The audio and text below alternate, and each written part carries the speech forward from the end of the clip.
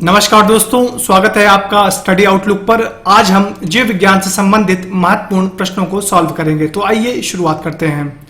प्रश्न नंबर 1 है, अस्थियों का अध्ययन विज्ञान की किस शाखा के अंतर्गत किया जाता है। दोस्तों तो आपके पास 4 ऑप्शन है, ऑस्टियोलॉजी, ओरोलॉजी, जियोलॉजी और सोरोलॉजी।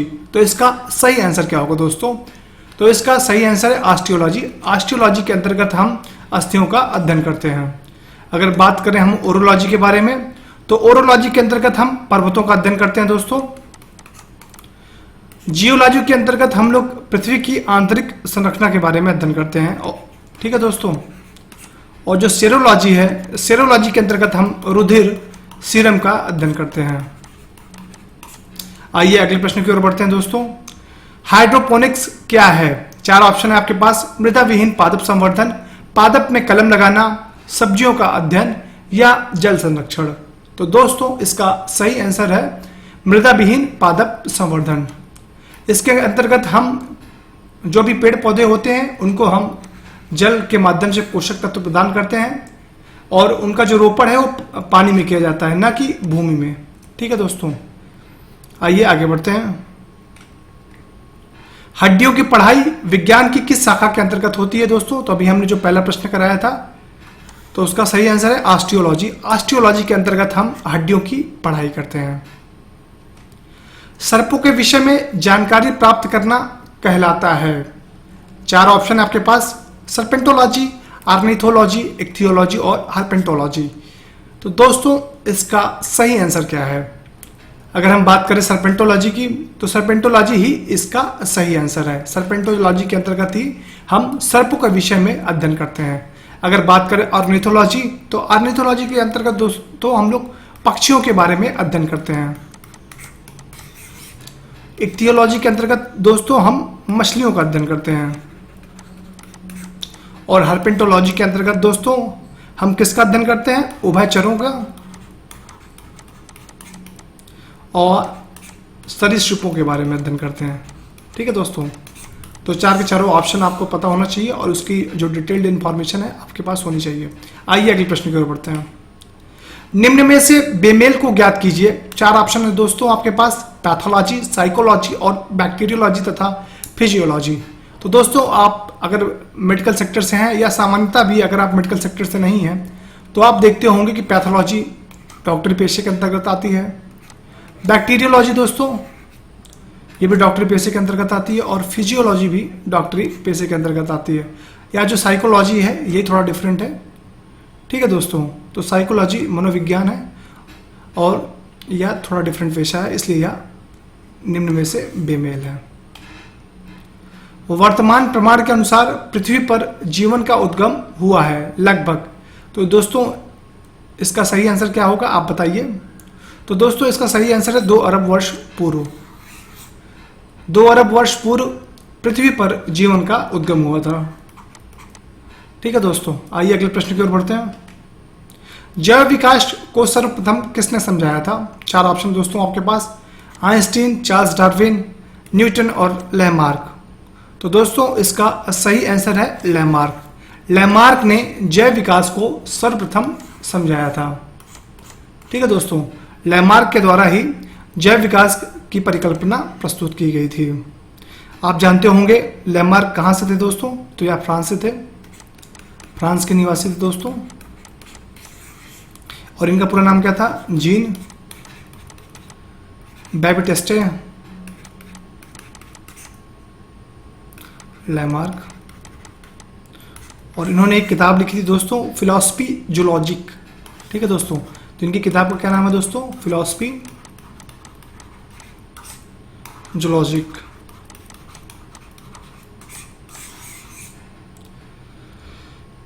आपने एक कॉन्सेप्ट और भी सुना होगा, उपार्जित लक्षणों की वंशागति का सिद्धांत, ठीक है दोस्तों।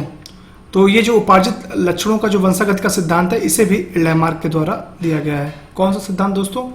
उपार्जित लक्षणों की वंशागति का सिद्धांत।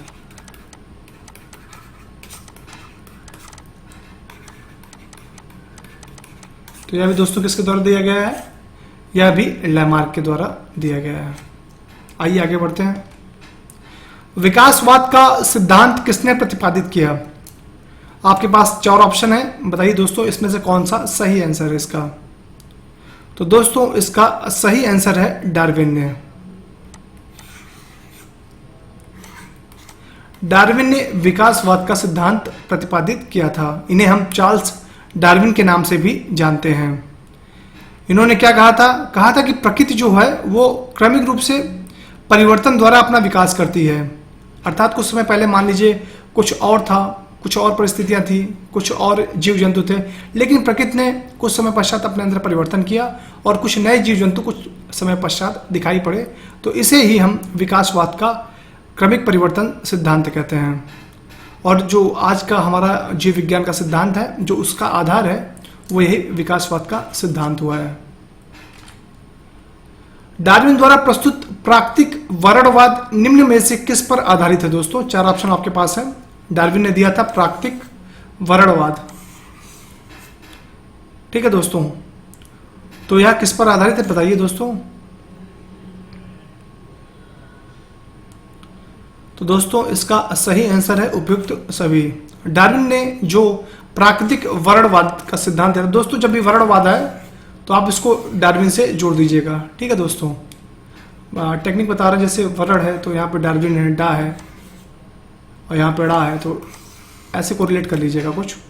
तो जो struggle for existence and variations है, ओवर प्रोडक्शन भी इसके अंतर्गत आता है, और सर्वाइवल ऑफ द फिटेस्ट, तीन के तीनों कॉन्सेप्ट जो हैं दोस्तों इसके अंतर्गत आते हैं प्राकृतिक वर्णवाद के अंतर्गत। तो इसका सही आंसर क्या है दोस्तों? उपयुक्त सभी। आइए अगले प्रश्न की ओर बढ़ते हैं।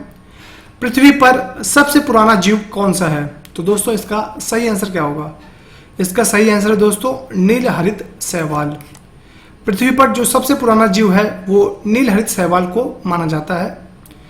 ये ऐसे जीव हैं दोस्तों जो सूर्य के प्रकाश एवं जल के प्रयोग से ही भोजन का निर्माण कर लेते थे, और इस प्रक्रिया में दोस्तों ऑक्सीजन भी उत्पन्न होती है, ठीक है। तो नीलहरित शैवाल के द्वारा वातावरण में ऑक्सीजन भी छोड़ी जाती है, ठीक है दोस्तों, जिससे बाकी अन्य जीवों का भी विकास हुआ, ठीक है दोस्तों। आइए अगले प्रश्न की ओर बढ़ते हैं। पुस्तक द ओरिजिन ऑफ स्पीसीज किसने लिखी है दोस्तों? 4 ऑप्शन दोस्तों आपके पास, मेंडल, लैमार्क, लिनियस, ठीक है दोस्तों। तो इसका सही आंसर क्या होगा? तो ओरिजिन ऑफ स्पीसीज, जहां पर भी दोस्तों नाम आए, अगर आपके एग्जाम में ये प्रश्न आता है कि ओरिजिन ऑफ स्पीसीज किसने लिखी थी, अगर ये याद आता है दोस्तों तो आप सबसे पहले डार्विन को मारिएगा। इसका सही आंसर दोस्तों डार्विन। ओरिजिन आए तो डार्विन, ठीक है दोस्तों। डार्विन के लास्ट में ना है और ओरिजिन के लास्ट में भी ना है, तो जहां पर भी ओरिजिन आता है वहां पे डार्विन सिद्धांत, ठीक है दोस्तों। आगे बढ़ते हैं। निम्न में से कौन सी वास्तविक रूप से मछली है दोस्तों? 4 ऑप्शन है आपके पास, जेलीफिश, स्टारफिश, हैगफिश और समुद्री घोड़ा। तो दोस्तों इसमें सही आंसर कौन सा होगा?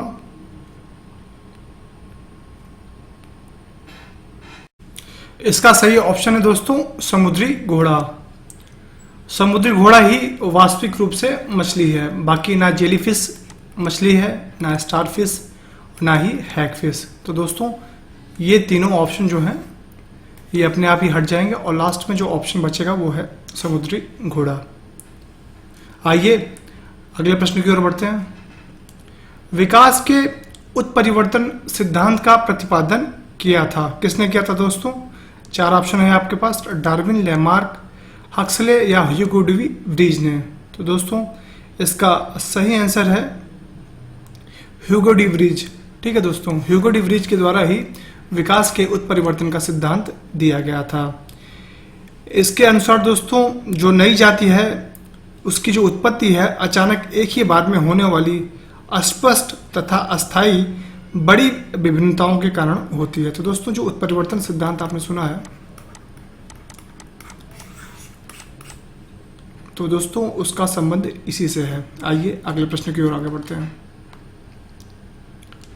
जैव विकास के संदर्भ में सांपों में अंगों के लोप होने का को स्पष्ट किया जाता है दोस्तों। तो 4 ऑप्शन दोस्तों आपके पास है, बताइए इसका सही आंसर कौन सा है।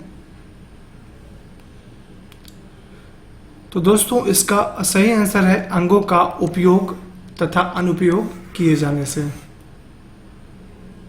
ठीक है दोस्तों, लैमार्क ने दोस्तों क्या बताया था, शरीर के उपयोग तथा अनुप्रयोग के कारण ही हमारे शरीर में जो परिवर्तन होते हैं। आप जानते होंगे जैसे पूरे वातावरण में विभिन्न परिवर्तन होते रहते हैं, उसी परिवर्तन के अनुसार ही व्यक्ति का विकास होता है। आइए आगे बढ़ते हैं। विकास का मुख्य कारक है दोस्तों, तो इसका सही आंसर क्या होगा। 4 ऑप्शन दोस्तों आपके पास, हासिल किए हुए गुण, उत्परिवर्तन, लैंगिक जनन, प्राकृतिक वर्ण। तो दोस्तों इसका सही आंसर है प्राकृतिक वर्ण। तो विकास का मुख्य कारक दोस्तों क्या है, प्राकृतिक वर्ण। आधुनिक मनुष्य के हाल का पूर्वज है दोस्तों, तो कौन सा है दोस्तों, तो क्रो-मैग्नन मनुष्य को आधुनिक मनुष्य के हाल का पूर्वज माना जाता है। आइए अगले प्रश्न की ओर बढ़ते हैं।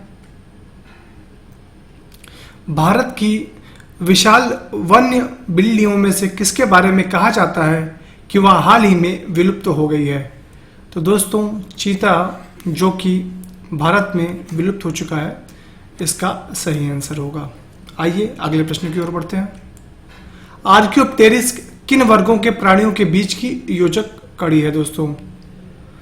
ऑप्शन पहला है दोस्तों आपके पास, सरीसृप व स्तनधारी, ऑप्शन बी सरीसृप व पक्षी, ऑप्शन सी उभयचर व पक्षी, और ऑप्शन डी पक्षी व स्तनधारी। तो इसका सही आंसर दोस्तों क्या होगा,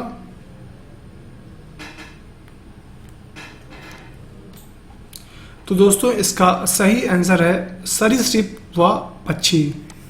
सरीसृप व पक्षी के बीच की कड़ी है क्या दोस्तों, आर्कियोप्टेरिक्स। आइए आगे बढ़ते हैं। शब्द डेनिसोवन कभी कभी समाचार माध्यमों में किस संदर्भ में आया था।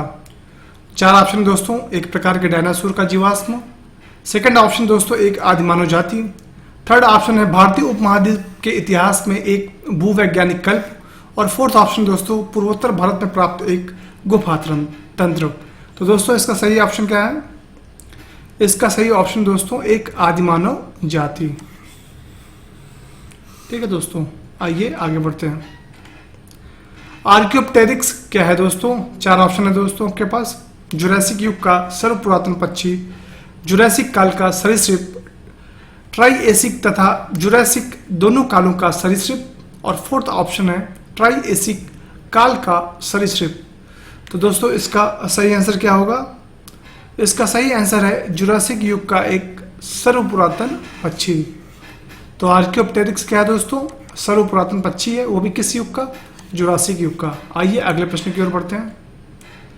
डायनासोर थे दोस्तों, किस युग के थे दोस्तों, मेसोजोइक युग के, सिनोजोइक युग के, थोड़ी कुछ मिस्टेक है दोस्तों यहाँ पे, पैलेजोइक युग के, तो दोस्तों और यह है प्लेस्टोसीन युग के।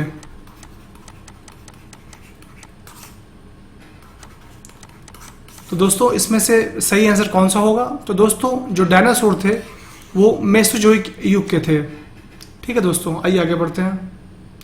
मैमथ पूर्वज हैं, ऑप्शन 4 है आपके पास, घोड़े के, कुत्ते के, ऊंट के और हाथी के। तो दोस्तों इसका सही आंसर है हाथी के। मैमथ प्रजाति जानते हैं दोस्तों, अभी वर्तमान समय में यह विलुप्त प्रजाति है। आइए आगे बढ़ते हैं। जीवों के विकास के संदर्भ में निम्नलिखित में कौन सा अनुक्रम सही है। तो दोस्तों जीवों के विकास के बारे में जो अनुक्रम दिया गया है, निम्न में से कौन सा सही है। तो दोस्तों इसका सही ऑप्शन क्या होगा, इसका सही ऑप्शन है दोस्तों सैलामेंडर, अजगर और कंगारू। सबसे पहले सैलामेंडर का दोस्तों विकास हुआ था, उसके बाद कंगारू का, और सबसे लास्ट में दोस्तों अजगर का। ठीक है दोस्तों, सॉरी दोस्तों इसका सही ऑप्शन क्या है, सैलामेंडर, कंगारू लास्ट में है और अजगर पहले है। ठीक है, तो सबसे पहले किसका विकास हुआ था? पहले सैलेमेंडर का हुआ था, फिर अजगर का हुआ है, फिर कंगारू का हुआ है। आइए अगले प्रश्न की ओर बढ़ते हैं दोस्तों। डायनासोर रहे हैं, तो दोस्तों डायनासोर किस युग में रहे हैं? पैलियोजोइक युग में, प्लीस्टोसीन युग में, मेसोजोइक युग में और सेनोजोइक युग में। तो दोस्तों इसका सही ऑप्शन क्या है? मेसोजोइक युग में। आइए अगले प्रश्न की ओर बढ़ते हैं। जीव विज्ञानियों ने पादप जगत और प्राणी जगत की जातियों को बहुत बड़ी संख्या में ज्ञात किया है और इन्हें ढूंढ निकाला है, साथ ही साथ इनकी पहचान भी कर ली है। संख्या की दृष्टि से अब तक ढूंढे हुए और पहचाने हुए जीवों में सबसे अधिक संख्या दोस्तों किसकी है? 4 ऑप्शन दोस्तों आपके पास। पहला ऑप्शन है कवकों की, सेकंड ऑप्शन जीवाणुओं की, थर्ड ऑप्शन कीटों की और फोर्थ ऑप्शन पादपों की। तो दोस्तों इसका सही आंसर है कीटों की, क्योंकि जीव विज्ञानियों ने सबसे अधिक संख्या जो ढूंढी है वो कीटों की ढूंढी है। और कीट पता है दोस्तों किस संघ के अंतर्गत आते हैं? तो ये आर्थ्रोपोडा संघ के अंतर्गत आते हैं। आइए अगले प्रश्न की ओर बढ़ते हैं। निम्नलिखित में से कौन सा कथन सही नहीं है? सभी इकाइनोडर्म सजीव प्रजनन होते हैं। सेकंड ऑप्शन है गोलकृमि में कोई परिसंचरण तंत्र नहीं होता। थर्ड ऑप्शन दोस्तों आपका है गोलकृमि में कोई परिसंचरण तंत्र नहीं होता। सेकंड ऑप्शन है दोस्तों आपके पास अस्थिल मछलियों में वाताशय आमतौर से विद्यमान होता है। और फोर्थ ऑप्शन दोस्तों उपास्थसम मछलियों में निषेचन आंतरिक होता है। तो दोस्तों इसका सही ऑप्शन क्या है? सभी इकाइनोडर्म सजीव प्रजक होते हैं। आप जानते होंगे इकाइनोडर्म समुद्र में पाए जाने वाले एक सममित आकारीय एक थोड़ा टिपिकल वर्ड है डिस्टोरोस्टमी यूसिलेमोएट यूमेटाजोवा होता है, जिसकी जो डिंबक प्रवस्था होती है वो शरीर की सममिति द्विपार्श्वीय होती है। तो इकाइनोडर्म में दोस्तों क्या होते हैं? यह एक पंचतई अरीय सममिति वाले दोस्तों ड्यूट्रोस्टोमी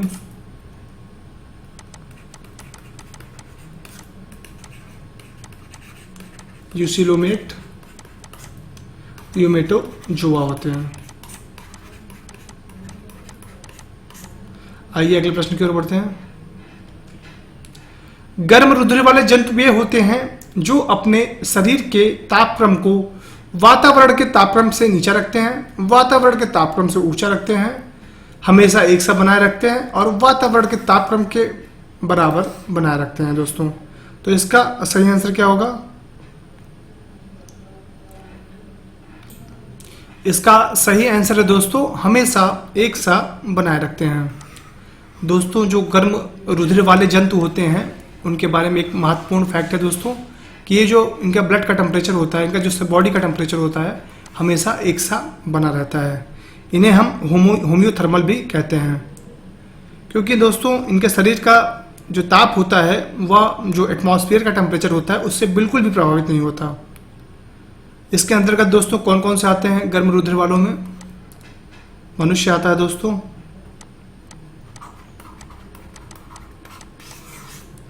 जितने भी स्तनधारी हैं वो आते हैं,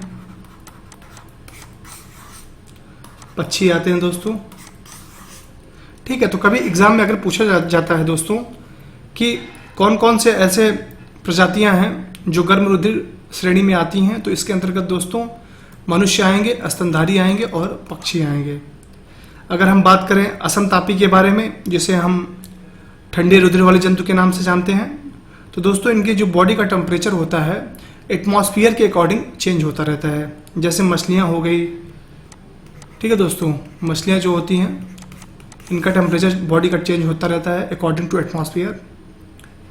जितने भी एम्फीबियन हैं या उभयचर हैं इनका भी टेम्परेचर दोस्तों बदलता रहता है। जैसे मेढक हो गया, तो जो मेढक के टर की आवाज़ है आपने सुनी होगी, तो मेढक क्या होता है दोस्तों एक ठंडे रुधिर वाला जंतु होता है और यह वातावरण से इसकी बॉडी का टेम्परेचर प्रभावित होता है।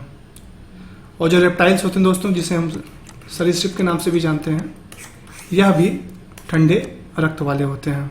आइए अगले प्रश्न की ओर बढ़ते हैं दोस्तों। निम्नलिखित में से कौन मछली नहीं है दोस्तों? बताइए दोस्तों, निम्न में से कौन सी मछली नहीं है? ऑप्शन दोस्तों आपके पास 4: star fish, pipe fish, shark fish और गिटार फिश। तो दोस्तों इसका सही आंसर क्या है? तो दोस्तों जो स्टार फिश होती है, कहीं पे भी अगर स्टार फिश आता है तो हमेशा याद रख लीजिए दोस्तों, ये मछली नहीं है। जरूरी नहीं कि हर एक सितारा मछली ही हो, ठीक है दोस्तों। तो स्टार फिश दोस्तों मछली नहीं है। जो पाइप फिश है दोस्तों, यह मछली है। शार्क फिश भी यह एक मछली है, और गिटार फिश भी एक मछली है। तो दोस्तों जो मछली के शौकीन होंगे, अगर गिटार फिश है, गिटार टाइप की हो सकता है, मैं भी दिखती हो। शार्क फिश यह भी एक मछली है, और पाइप फिश यह भी एक मछली है।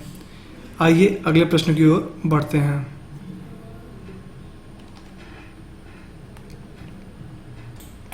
निम्न में से कौन एक वास्तविक मीन या मछली है दोस्तों? तो इसका सही आंसर क्या होगा? ऑप्शन है आपके पास 4: क्रेफिश, जेलीफिश, रजत मीन और कैटफिश। तो इसका दोस्तों सही ऑप्शन क्या है? कैटफिश। ठीक है दोस्तों, जो कैटफिश होती है यह एक वास्तविक मछली है। ठीक है दोस्तों, तो कैटफिश एक मछली होती है। बाकी जो रजत मीन है यह मछली नहीं होती, यह एक जंतु होता है दोस्तों, कीट होता है एक। और जो क्रेफिश होती है यह एक जानवर होती है दोस्तों। और जेलीफिश यह भी मछली नहीं है दोस्तों, यह एक कशेरुकी जंतु नहीं है दोस्तों।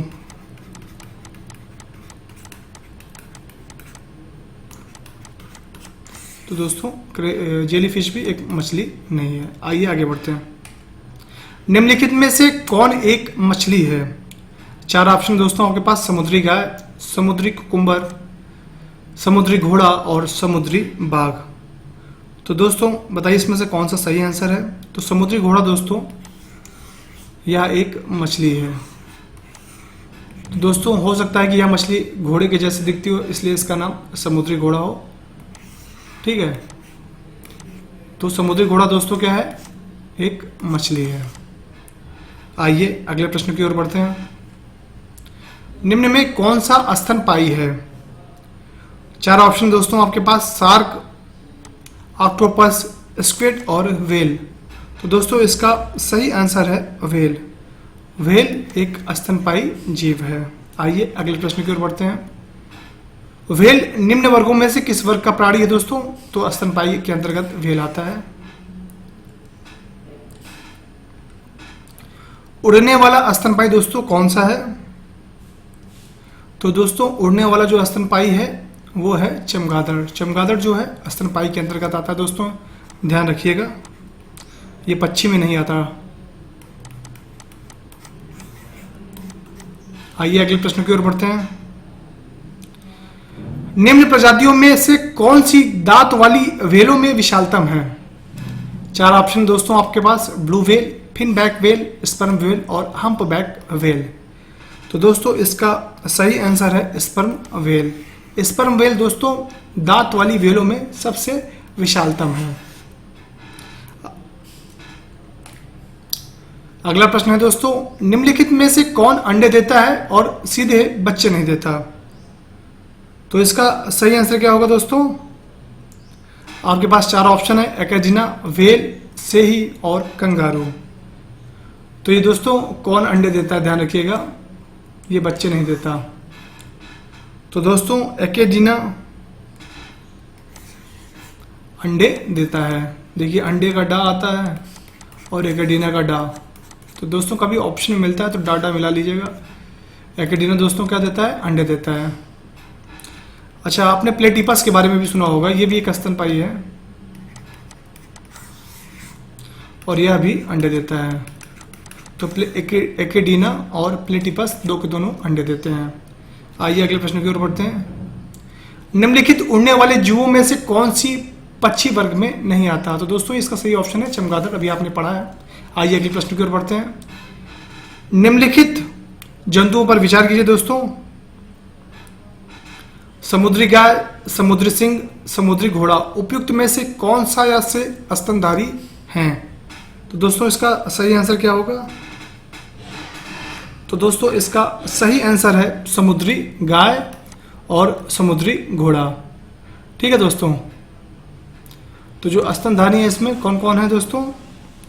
समुद्री घोड़ा तो मछली होती है, तो समुद्री गाय और समुद्री सिंह। तो दोस्तों जहां पर भी ऑप्शन आपको समुद्री गाय और समुद्री सिंह मिलता है तो उसका सही आंसर हो जाएगा 1 और 2।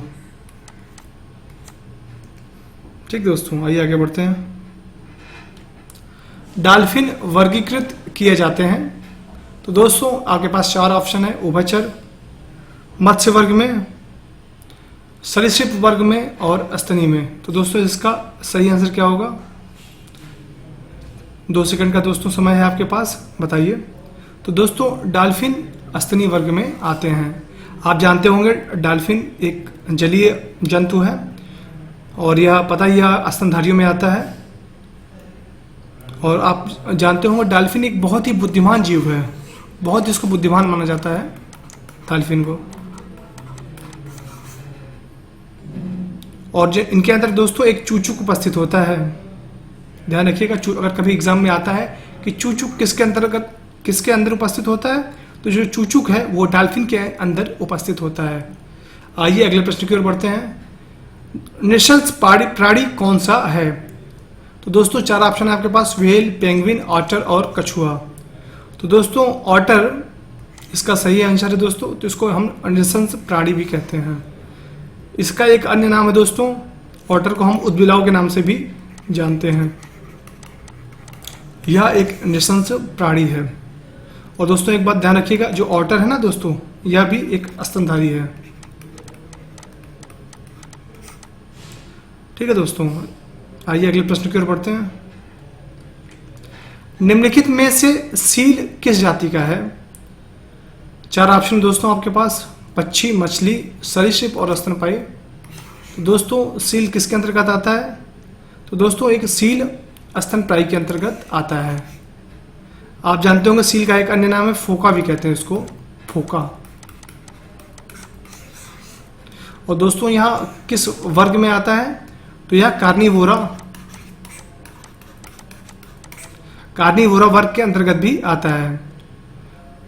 यह दोस्तों मांसाहारी भी होता है, ध्यान रखिएगा, सील जो है यह मांसाहारी होता है। और ये तैरते कैसे दोस्तों? तो इसमें तैरने के लिए क्या व्यवस्था प्रकृति के द्वारा प्रदान की गई है? तो दोस्तों इनके पास फ्लिपर्स होते हैं, जिन्हें हम हिंदी में चप्पू के नाम से भी जानते हैं। फ्लिपर्स, इन्हें हम चप्पू के नाम से भी जानते हैं। आइए अगले प्रश्न की ओर बढ़ते हैं। एम्फीबिया बताता है। दोस्तों इसका सही आंसर क्या होगा? 4 ऑप्शन आपके पास है, पढ़िए और पढ़ के बताइए। तो दोस्तों एम्फीबिया का मतलब क्या होता है? उभयचर, जल एवं स्थल दोनों पर ही रह सकने वाले पशुओं को। आइए आगे बढ़ते हैं। निम्न में से कौन सा गुण मनुष्यों को अन्य सभी वानर गुणों से पृथक करता है? 4 ऑप्शन दोस्तों, जानने की इच्छा प्रकट करना, विपरीत अंगूठे, ठोड़ी का बाहर निकलना या घ्राण शक्ति का अल्पविकसित होना। तो दोस्तों जो जानने की इच्छा शक्ति है वही इंसान को अन्य वानर के गुणों से पृथक करती है। मानव सदृश लघुतम कपि है दोस्तों। तो मानव के जैसा लघुतम कपि कौन है? तो इसका सही आंसर दोस्तों गिबन। गिबन लघुतम कपि है। बाकी जो चिंपैंजी, ओरांग-उटान और गोरिल्ला दोस्तों किस में आते हैं? ये बड़े आकार के कपि में आते हैं। ठीक है दोस्तों, तो जो गिब्बन है, गिब्बन को ही हम मानव सदृश लघुतम कपि कहते हैं। आइए अगले प्रश्न की ओर बढ़ते हैं। निम्नलिखित में से कौन सा एक कपि नहीं है दोस्तों? तो आप जानते हैं गोरिल्ला, गिब्बन और ओरांग-उटान दोस्तों ये कपि हैं तीनों। जो लंगूर है दोस्तों, लंगूर कपि वर्ग में नहीं आता, ये वानर वर्ग में आता है। ठीक है दोस्तों, इसको हम वानर कहते हैं।